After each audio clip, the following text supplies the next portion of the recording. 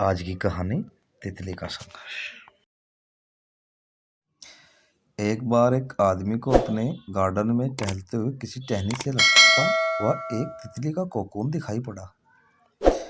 अब हर रोज वो आदमी उसे देखने लगा और एक दिन उसने नोटिस किया कि उस कोकून में एक छोटा सा छेद बन गया है। उस दिन वो वहीं पर बैठ गया और घंटों से देखता रहा। उसने देखा कि तितली उस खोल से बाहर निकलने की बहुत कोशिश कर रही है, पर बहुत देर तक प्रयास करने के बाद भी वो उस छेद से नहीं निकल पाई। और फिर वो बिल्कुल शांत हो गई, मानो उसने हार मान ली हो। इसलिए उस आदमी ने निश्चय किया कि वो उस तितली की मदद करेगा। उसने एक कैंची उठाई और कोकून की ओपनिंग को इतना बड़ा कर दिया कि वो तितली आसानी से बाहर निकल सके।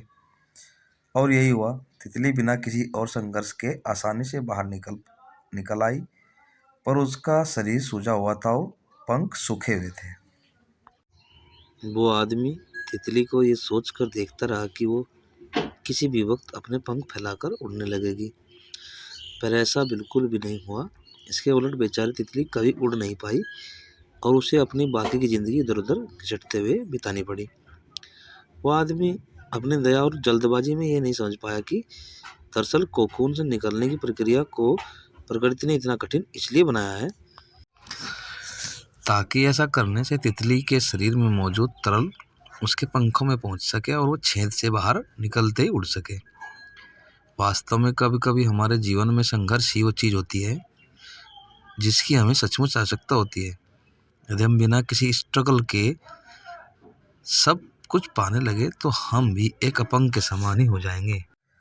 बिना परिश्रम और संघर्ष के हम कभी उतने मजबूत नहीं बन सकते जितना हमारी क्षमता है। इसलिए जीवन में आने वाले कठिन पलों को सकारात्मक दृष्टिकोण से देखिए। वो आपको कुछ ऐसा सिखा जाएंगे जो आपकी जिंदगी की उड़ान को पॉसिबल बना सके।